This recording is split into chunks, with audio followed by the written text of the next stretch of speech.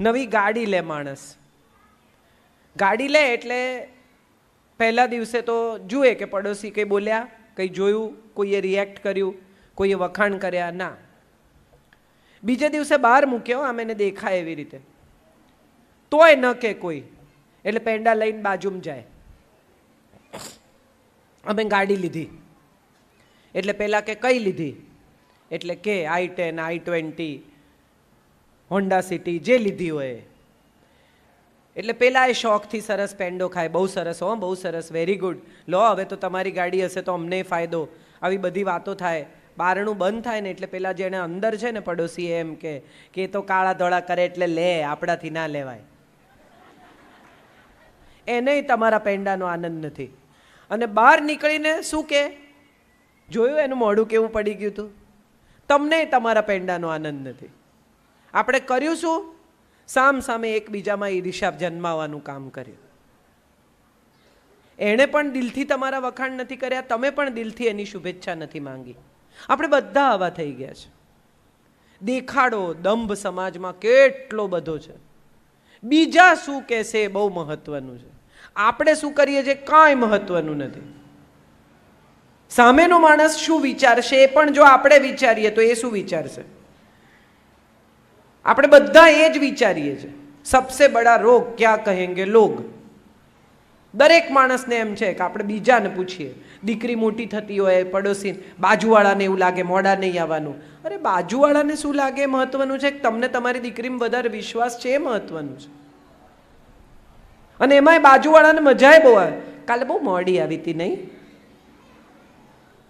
તમે આ જ કર્યા કરો છો. કોણ કેટલા વાગે આવે છે ને કેટલા વાગે જાય છે, તો બહાર ટેબલ નાખીને રજીસ્ટર રાખો તો વધારે સારું પડે, તમને પગારે મળે ચોકીદારનો. આપણે બધા આપણી દીકરીઓને કેટલી બધી કંટ્રોલમાં ઉછેરવાનો પ્રયત્ન કરીએ છીએ, એવું માનીને કે આપણી દીકરીને કંટ્રોલ કરીશું તો એને સારું ઘર મળશે. આપણે એને અમુક રીતે સંસ્કારી બનાવીએ, આપણે એને આમ કરીએ, આપણે એને તેમ કરીએ, પૂછ કરે. મમ્મી આખો દિવસ એની પાછળ પડેલી રહે. સ્લીવલેસ પહેરે તો કે સ્લીવલેસ નહીં પહેરવાનું, ટૂંકું પહેરે તો કે આ તો ટૂંકું છે, આ તો આમ છે, આનું તો આમ છે. કોઈ દિવસ કોઈ મમ્મીએ પોતાના 13 વર્ષના, 14 વર્ષના, 15 વર્ષના, 20 વર્ષના દીકરાને એમ કીધું છે કે છોકરી બહુ રૂપાળી હોય, સરસ તૈયાર થઈ હોય અને પસાર થતી હોય ને બેટા, તો એને ટીકીને નહીં જોવાની, એ અસંસ્કારી કહેવાય. આપણે દીકરી માટે તો બધું બહુ કરીએ છીએ. દીકરીને બહુ કંટ્રોલમાં રાખીએ. 7 વાગે આવી જવાનું, નામ નહીં કરવાનું, જમાનો ખરાબ છે, દુનિયા આવી છે. આ જમાનો એટલે શું? દુનિયા એટલે કોણ? આપણે જ બધા. એ જ લોકો જે આપણી આસપાસ રહે છે, એ જ લોકો જેને આપણે ઓળખીએ છીએ, એ જ લોકો જે આપણી દુનિયામાં વસે છે, એ જ સમાજ છે. સમાજ કંઈ જુદો નથી, સમાજ કંઈ બહારથી નથી આવતો, સમાજને માટે કંઈ શિંગડા નથી ઉગતા. મહત્વનું એ છે કે આપણે આપણી દીકરીને એવું શીખવીએ કે સ્કૂટર પર જતી હોય, 2 વ્હીલર પર જતી હોય અને કોઈ છોકરો એની પાછળ આવતો હોય ને તો ઊભું રાખે અને એવું કહે કે ચાલ આવું જ, મારા પપ્પાને મળવા આવું જ. એટલી હિંમત આપો તમારી દીકરી. ભાગી છૂટે, ડરી જાય, પરસેવે રેપઝેપ થઈ જાય, હવે ક્યાં જવું એ ખબર ના પડે, એનો કોઈ અર્થ જ નથી. એને બદલે ઊભી રહે અને પીછો કરનારા છોકરાને એમ કહી શકે ચાલ મારે ઘેર આવવું છે ને, મારું ઘર જોવું છે ને, તાર લઈ જાઉં ચાલ. તો એ વાતની મજા છે. તમને તમારી દીકરીમાં એટલો વિશ્વાસ હોય કે પડોશી આગળ પાછળ, ઉપર નીચે, આજુબાજુ કોઈ કંઈ પણ કે, તમે તમારા પોતાના વિશ્વાસથી એવું કહી શકો કે મારી દીકરી કશું જ ખોટું કરે નહીં, મારે સાંભળવું જ નથી, મારી દીકરીની વાત લઈને મારી પાસે આવશો જ નહીં, બીજું કંઈ હોય તો કહો, ખાંડ જોઈએ છે તો લાવો વાડકી. ઘણા લોકો વાડકીમાં ખાંડ લઈને આવે, આ વાડકીમાં ખાંડ ભરી આપો ને પછી બાકીનો ટાઈમ વાટે. તમે ખાંડ લઈને આવો એટલી વાર તમારા મગજમાં ઝેર નાખે. ન સાંભળશો બીજાનો. આ તમારું સંતાન છે, એને તમે જન્મ આપ્યો છે, તમે ઉછેર્યું છે, તમારા સંસ્કારમાં મોટું થયું છે આ બાળક. તમે ભરોસો નહીં કરો તો દુનિયાના લોકો કેવી રીતે ભરોસો કરશે એના પર? તમને જ તમારા બાળકમાં વિશ્વાસ નથી તો તમે એવી આશા કઈ રીતે રાખી શકો કે દુનિયાના લોકો તમારા બાળકમાં વિશ્વાસ રાખે? સૌથી પહેલો ભરોસો કોણ કરે? માં કરે. સૌથી પહેલો વિશ્વાસ અને સન્માન કોણ આપે? પિતા આપે. પિતા ઘણી વાર એવું કહે કે હું દુનિયામાં ફરું છું ને મને ખબર છે દુનિયા કેવી છે. હા, દુનિયા હશે ખરાબ, પણ એ ખરાબ દુનિયાનો ભાગ આપણે નથી. આપણો સમાજ જુદો છે, આપણા દીકરાઓ જુદી રીતે મોટા થાય છે. તમને શું લાગે છે, તમે બિહારમાં, યુપીમાં, બીજા સ્ટેટમાં જાઓ, દીકરીઓ સાંજે 6 વાગે ઘરની બહાર નીકળી શકતી નથી. સાહેબ, આજે પણ આ સરકારી કાયદા અને આટલી પોલીસ છતાં ગુજરાતમાં દીકરીઓ 2 વાગે ગરબા રમીને એકલી આવતી હોય, કોઈ કશું કહે નહીં. કેમ? કારણ કે ગુજરાતની પોલીસ બહુ જોરદાર છે એટલે? હા કે ના? ગુજરાતની છોકરીઓ બહુ દાદી છે એટલે? કેમ? ગુજરાતના પુરુષો બહુ સંસ્કારી છે એટલે. ગુજરાતના દીકરાને એની મા એવી રીતે ઉછેરે છે કે દીકરો મોટો થાય ને ત્યારે કોઈને પણ ભાઈ કે બહેન કહીને બોલાવે. હિન્દીમાં કે દુનિયાની બીજી કોઈ ભાષામાં ભાઈ કે બહેન લગાડવાનો રિવાજ જ નથી. આપણી એક જ ગુજરાતી ભાષા એવી છે કે જેમાં કોઈ પણ નામની પાછળ મોટા હોય કે નાના હોય આપણે ભાઈ કે બહેન લગાડીએ છીએ. આપણે કોઈ દિવસ કોઈને આખા નામે નથી બોલાવતા. ઇવન રિક્ષાવાળો કોઈ દિવસ કોઈને રસ્તો પૂછે ને તો કે એ કાકા, એ ભાઈ, આવું આપણે કરીએ જ કોઈ દિવસ? આપણે શું કહીએ? એ બહેન, એ ભાઈ, ઓ કાકી. એનો અર્થ એમ થયો કે આપણો તો ઉછેર જ સંસ્કારમાં થયો છે. એનો અર્થ એમ થયો કે આપણે તો પ્રજા જ સંસ્કારી છીએ. બીજે બધે તમે કકળાટ જોયો, ઝઘડા જોયા, મારામારી જોઈ. ગુજરાતમાં કોઈ દિવસ તમે એવું જોયું કે કાપા કાપીને મારામારી થઈ હોય, કોકને ઝઘડો થાય તો બંદૂકોના ધડાકા થયા હોય? જોયું તમે કોઈ દિવસ? 2 જણાને ગાડી સામસામે અથડાઈ હોય તો થોડા 1-2 લાફા મારીને પણ વાત પૂરી કરે. કેમ? કારણ કે આપણે બધા જ સ્વભાવે શાંત, સંસ્કારી અને સમજદાર લોકો છીએ. ભગવાન કૃષ્ણએ યાદવોને છેક યુપીથી, એટલે ક્યાંથી છેક દ્વારિકા લાવીને વસાવવાનું પસંદ કર્યું. કેમ? ઉત્તર પ્રદેશના યાદવો, વૃંદાવન, ગોકુળ, મથુરાના યાદવો, એમને કેમ એ લઈ આવ્યા અહીંયા દ્વારિકાને? નગરી અહીંયા કેમ વસાવી? ત્યાં નહોતા વસાવી શકતા? આપણી પાસે ગાંધી છે સાહેબ, બીજે ક્યાંયથી નહીં. આ દેશની આઝાદી ગુજરાતમાંથી શરૂ થઈ છે. આપણે એટલા અદ્ભુત લોકો છીએ. તમે વિચાર કરો, ગમે કે ન ગમે, પુત્રવધુ કોઈ દિવસ સાસુને ખરાબ રીતે બોલતી નથી. જવાબ આપતી હશે, ગુસ્સો કરતી હશે, પણ અલ્ટિમેટલી છેલ્લે જ્યારે સાસુ બીમાર પડે કે એની તબિયત ખરાબ થાય ત્યારે મોટા ભાગની દીકરીઓ એટલી સંસ્કારી, એટલી ડાહી, એટલી સમજદાર છે કે ગુસ્સે થઈને પણ સેવા અચૂક કરે. કેમ? કારણ કે આ એમનો ઉછેર છે. એક બહુ સરસ વાર્તા છે. એક વહુ પરણીને આવી, એને ઘરે સવારે શિરામણ કરવાનો રિવાજ, બ્રેકફાસ્ટ કરે ઘરમાં. હવે આ બ્રેકફાસ્ટ કરે ને સાસરે તો કોઈ કશું સવારે ખાય નહીં. વહુને થઈ ગયું ટેન્શન કે અહીંયા તો ભૂખ્યા મરવું પડશે, મરી ગયા હવે, આ તો આવી બન્યું આપણું. એટલે એણે રાત્રે ભાખરી ને રોટલા ને એવું ચોરી લે, જે બન્યું હોય ને, અને ઘંટીની નીચે છુપાવે. સવારે દળવા બેસે ત્યારે ખાય, બીજો તો કોઈ રસ્તો નહીં. એક દિવસ એવું થયું કે સાસુ વહેલા ઉઠ્યા. એને એમ થયું કે આ બિચારી મારી વહુ રોજ દળે છે, લાવો આજે હું દળી નાખું. સાસુ જેવા દળવા બેઠા એવું એણે નીચે વાડકી જોઈ, એમાં લુખ્ખી ભાખરી. સાસુને થયું, અરે બિચારી બોલી શકતી નથી, હવે જો હું એને એમ કહીશ કે મેં ભાખરી પકડી પાડી તો એને બિચારીને કેટલું શરમજનક થશે, મારે કંઈ કહેવું નથી. સાસુએ રોજ ઘી ગોળ ચોળી અને બહુ વાડકીમાં ભાખરી મૂકે, એની ઉપર ઘી ગોળ મૂકે ને વાડકી પાછી મૂકી દે. વહુને થયું કે અરે મારો વર મારો કેટલો ખ્યાલ રાખે છે. સાસુ તો સારી હોય જ નહીં, આપણે ત્યાં એવું નક્કી જ છે. કોઈને એવો વિચાર આવે જ નહીં કે આ સાસુએ કર્યું હશે. સીતાએ વનવાસ જવાનું કેમ નક્કી કર્યું બોલો? ખબર જ કોઈને? રામ માટે બહુ પ્રેમ હતો એટલે. જે ઘરમાં 3 સાસુ હોય અને વર ના હોય ત્યાં રહેવાય? એટલે જતી રહી કે આપણે ત્યાં જ સારું ભાઈ, જંગલ સારું. 3 સાસુ અને વરની ગેરહાજરી, આ તો પોસાય જ નહીં. મજાની વાત એ છે કે વર્ષો વીત્યા. સમય બહુ થયો, સાસુ હવે બહુ ઘરડા થઈ ગયા.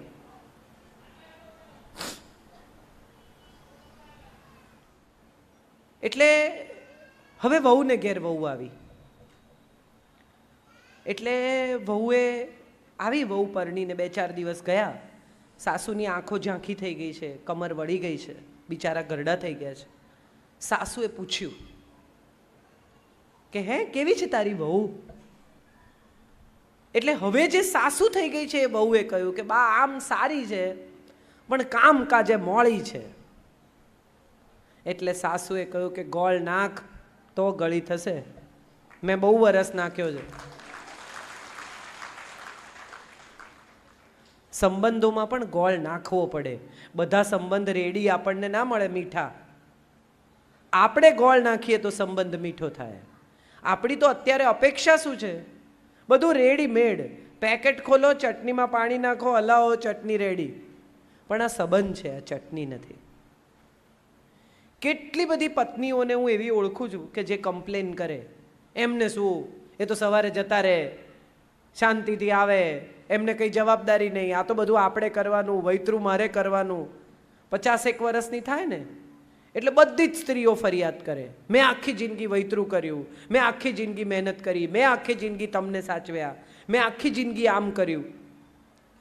મારે બહેનોને પૂછવું છે કે તમે કોઈ દિવસ આખી જિંદગીમાં તમારા પતિને એવું કહેતા સાંભળ્યા કે મારે હવે કામ નથી કરવું, મેં આખી જિંદગી તમારા માટે વૈતરું કર્યું?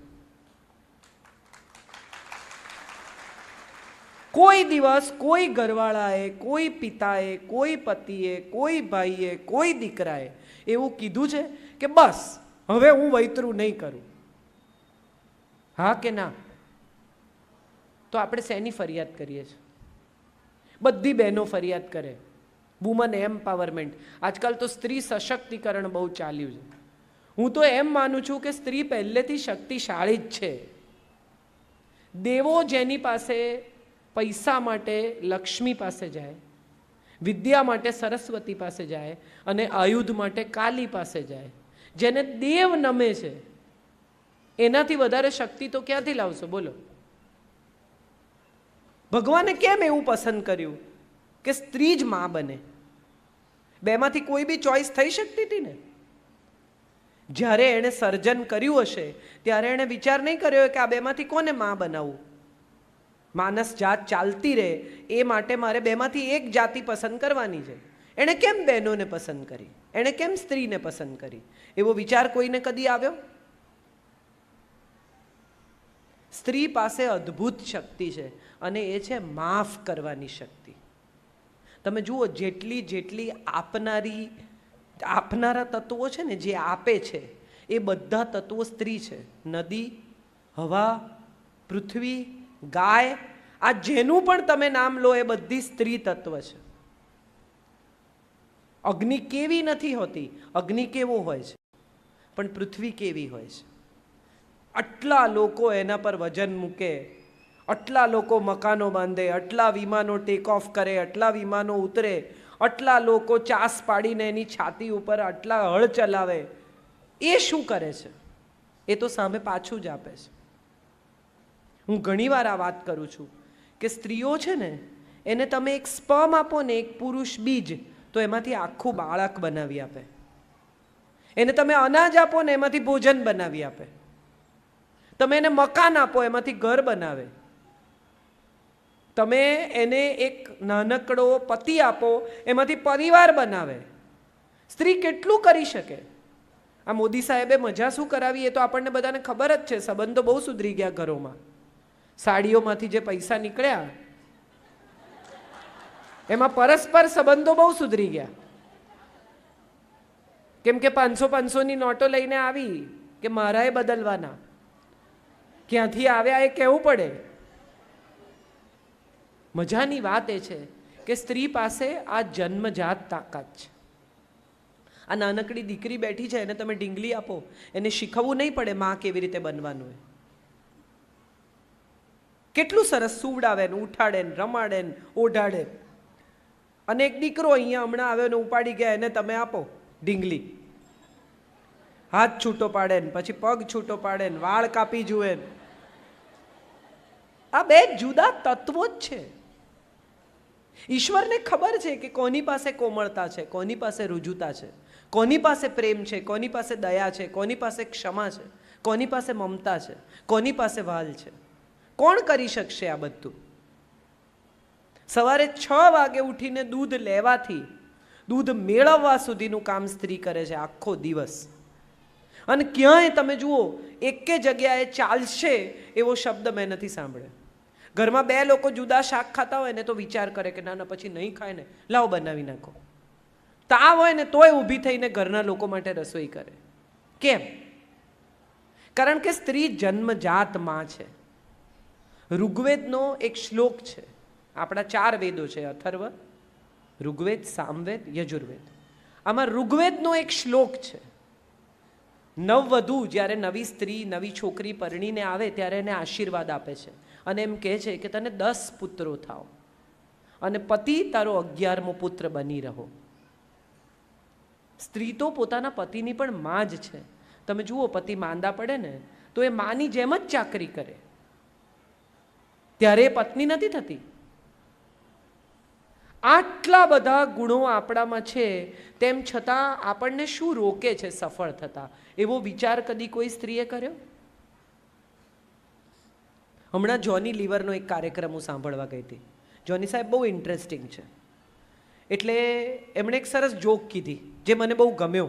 જે રીતે એમણે કીધું કે એક ભાઈ મને મળવા આવ્યા અને પછી મળવા આવીને મને કહે છે કે મારી પત્ની સાહેબ બહુ રૂપાળી છે, કાળા વાદળ જેવા વાળ, ગોરી આરસ જેવી સ્કિન, આમ તમે અડો ને તો હાથ લપસી જાય, માખી બેસે તો લપસી પડે એવી ચામડી સાહેબ, એવી સુંદર આંખો, 2 પાણીદાર, એના પર 2 મજાના ભવાં, મજાના 2 હોઠ આમ પરવાળા જેવા, એની અંદર આમ મોતી ગોઠવ્યા એવા દાંત. પણ સાહેબ એક વાત કહું, આ દાંતના જે મોતી ગોઠવ્યા ને એની પાછળ જીભ આપીને ભગવાને સત્યાનાશ કર્યું છે. ત્યાં સુધી કોઈ પ્રોબ્લેમ જ નહોતો, બાકી બધું કરેક્ટ જ હતું. વાંધો ક્યાં પડ્યો? સ્ત્રીઓનો સૌથી મોટો પ્રોબ્લેમ એ છે કે જ્યાં બોલવાનું છે ને ત્યાં બોલતી નથી, અને જ્યાં ખરેખર મૌન રહેવાનું છે ને ત્યાં બોલ્યા વિના એમને ચાલતું નથી. અને આ હું સ્ત્રી થઈને કહું છું, તમે પણ તમારી જાતને બહુ શાંતિથી, બહુ ધીરજથી એકવાર તપાસી જોજો. એકવાર મુલ્લા નસીરુદ્દીન, રજનીશજી મુલ્લા નસીરુદ્દીનના જોક બહુ કહે, મને બહુ ગમે છે મુલ્લા નસીરુદ્દીન. એકવાર મુલ્લા નસીરુદ્દીન ને એમના વહુ 2 જણા લડે. સવારના 10 વાગ્યાનું લડવાનું શરૂ કરેલું તે રાતે 10 વાગ્યા સુધી લડ્યા. પડોશીઓ થાકી ગયા કે હવે તો સુવા દો ભાઈ સાહેબ. રાડા રાડ, ગાળા ગાળ, બૂમા બૂમ, વાસણ ફેંકે. એટલે એક પડોશીએ જઈને પૂછ્યું કે ઝઘડો શેમાંથી થયો? એટલે મુલ્લા નસરુદ્દીને છણકો કરીને કહ્યું કે એ કઈ હવે યાદ હોય? મૂળ વાત શું હતી એ તો તમે ભૂલી ગયા. તો જે વાત યાદ નથી રહેતી એના ઉપર તમે 12 કલાક લડી શકો, એ કઈ કેપેસિટી છે આપણી? એ જ 12 કલાક જિંદગીના ઉત્તમ કામમાં પણ વાપરી શકાય. હમણાં એક ફિટબિટ આવ્યું છે, ખબર હશે? આપણે કેટલું ચાલ્યા, શું કર્યું, કેટલી એક્સરસાઇઝ કરી, એ બધું જો તમે કાંડે બાંધી રાખો તો તમને કે ખરેખર છે ને એવું શબ્દોનું એક મીટર આવવું જોઈએ. કાંડે બાંધી દેવાનું તો ખબર પડે કે સાંજના છેડે આપણે કેટલો ફાલતુ બકવાસ કર્યો, વગર જરૂરનું કેટલું બોલ્યા, જ્યાં જરૂર નથી ત્યાં બોલીને આપણે કેટલી વાર બગાડીએ છીએ. અને બધી બહેનોને આ ખબર જ છે કે ઝઘડો થઈ ગયા પછી, બોલી નાખ્યા પછી, લડી નાખ્યા પછી, ગુસ્સો કરી નાખ્યા પછી આપણને એમ થાય કે ના બોલી હોત તો સારું થાત. કારણ કે આપણી અંદર પ્રેમ તો છે જ.